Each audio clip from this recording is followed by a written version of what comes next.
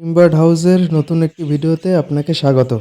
যে পরিমাণ গরম বাড়ছে, আপনাদের পাখি সুস্থ রাখতে সফট অত্যন্ত জরুরি।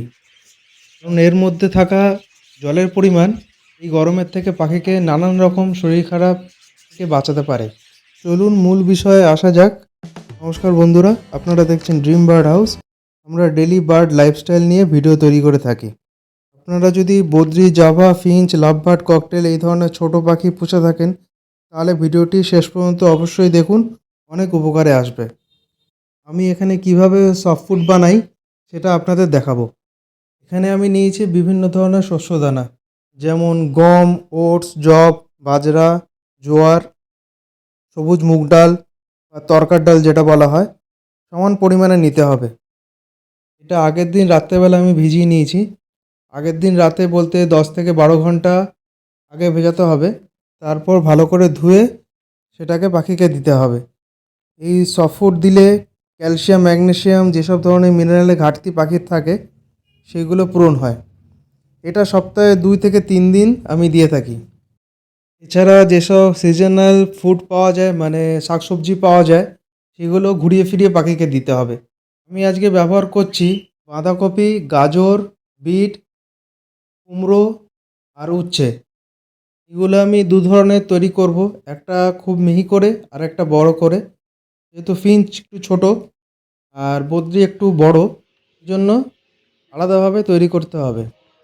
এগুলো ভালো করে ঘষে মিহি করে নেওয়ার পরে এর মধ্যে আমি চিড়ে নিয়ে নেব।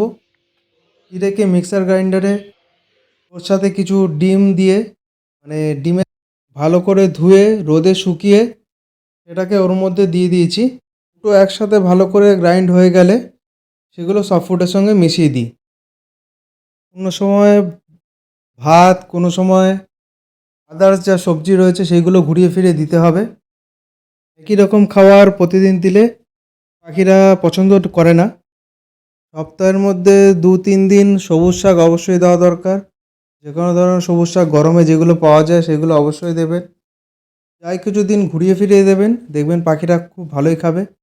এছাড়া সেদ্ধ ডিম সপ্তাহে 1 দিন দেবেন, খুবই কম পরিমাণে। ভুট্টা সিদ্ধ আমি দিয়ে থাকি, সপ্তাহে 1-2 দিন ভুট্টা সিদ্ধ আপনারা দিতে পারেন, খুবই ভালো হবে ভুট্টা সিদ্ধ দিলে। এছাড়া এই সময় অবশ্যই পাখিকে ফল দিতে হবে, যেরকম তরমুজ, শশা।